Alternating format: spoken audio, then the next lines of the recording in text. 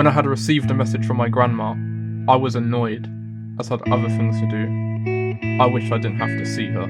When my diary had changed into the author's wishes, I was confused, because this wasn't my diary. The book had, in its description, write down your wishes, which will be granted with this book. I went to test the book, to see if it worked. After the book had granted me my first wish, I knew that it worked. This gave me a spark of ambition to keep on using it. I felt invincible with the author's wishes. This was when Crimson thought he was going to bring that massive chocolate to his grandma. But what grandma? I ate her already.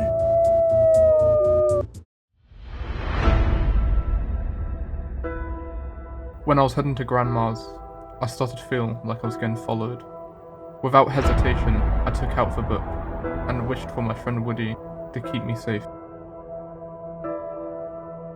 I was almost done with my shift, and suddenly a magic force had transported me to my best friend Crimson. Then Crimson went to give me a piece of this chocolate.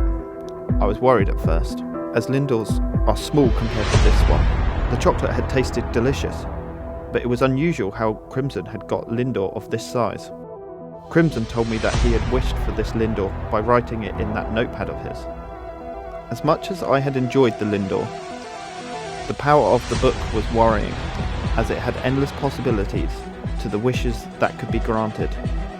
I had to go back to finish my shift, so I had warned Crimson about being careful with the book. This is because he seems obsessed with it.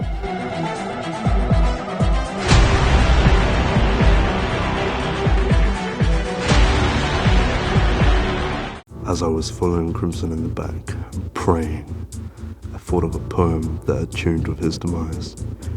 Crimson, oh Crimson, who had wasted his last written wishes.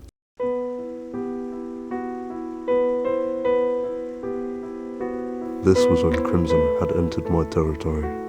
Little did he know I was acting as his dead grandma to keep myself hidden. I held my breath to slow down my pulse to make it harder to feel.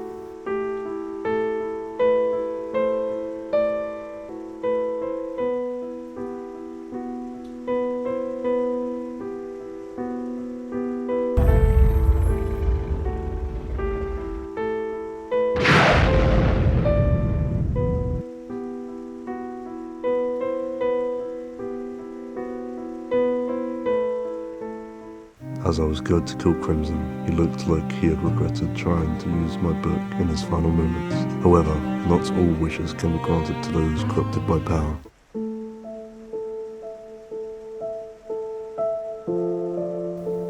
I wish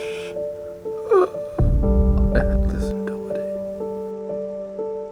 My favourite part of ending Crimson's life is because he didn't expect this one. A troubling, tricky trap. When someone writes in the author's wishes, I am the one who decides what wishes are granted. I lured him in by allowing his first wish so he could have a reason to go to his grandma. When I allowed him to summon Woody, it was so he could feel the power of the book protecting him. Lastly, I didn't grant his final wish because I was going to kill him. This is the tale of Crimson's last wishes.